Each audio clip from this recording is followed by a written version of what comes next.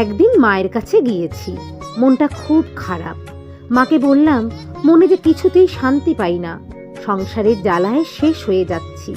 আপনার সঙ্গে কথা বলে শুধু শান্তি পাই। আমার চোখে জল দেখে মা বলেন, তুমি ভুলে যাচ্ছ কেন মা? যা কিছু হচ্ছে সবই ঠাকুরের ইচ্ছে হচ্ছে।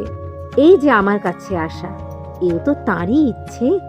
ভগবানকে ভালোবাসো, ছেলে মেয়েদের ভগবানকে ভালোবাসতে শেখাও, তাকে যেন আপনার জন মনে করে তারা ভালোবাসতে শেখে।